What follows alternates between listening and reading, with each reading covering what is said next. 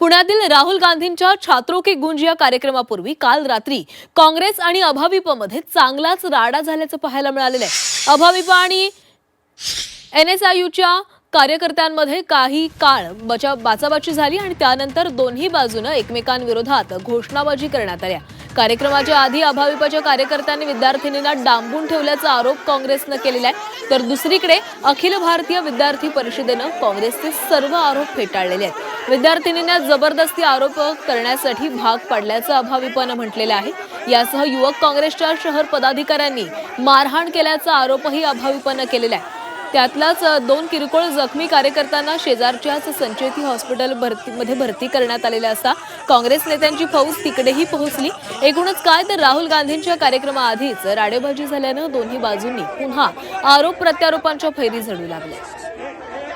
तर काँग्रेस आणि अभाविपमध्ये राडा झालेला आहे। आज राहुल गांधी पुण्यामध्ये आहेत। पुण्यामध्ये छात्रों की गूंज या कार्यक्रमाचं आयोजन करण्यात आलेलं आहे। या कार्यक्रमामधून राहुल गांधी तरुणांसोबत संवाद साधणार आहेत। मात्र त्याआधीच पुण्यामध्ये अभाविप आणि काँग्रेसचे कार्यकर्ते आमने सामने आले। दोन्ही बाजूंनी एकमेकांवर आरोप प्रत्यारोप करण्यात आलेले आहेत। काही कार्यकर्त्यांना पोलिसांनी ताब्यात देखील घेतलेले आहे।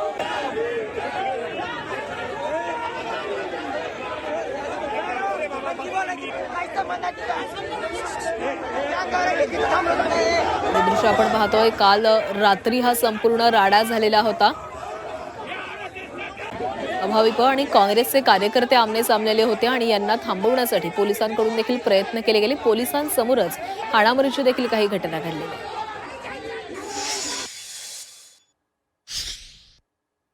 घाबरलेत म्हणून हे असे चाळे प्रकार करतायत। त्यांची सवय आहे, घाबरलेत।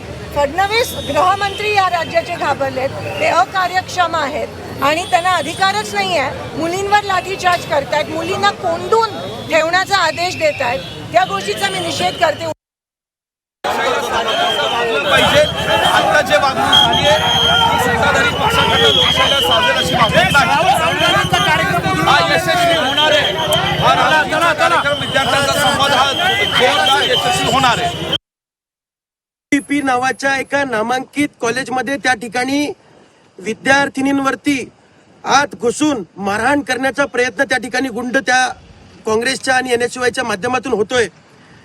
विद्यार्थ्यांवरती हात टाकला जातोय, जबरदस्ती उचलून उद्याच्या कार्यक्रमासाठी नेण्यासाठी त्या ठिकाणी फोर्स होतोय। 100 200 गुंड घुसून विद्यार्थिनींवरती हात टाकतायत, मुलांना मारतायत। हे अखिल भारतीय विद्यार्थी परिषद कदापि खपवून घेणार नाही।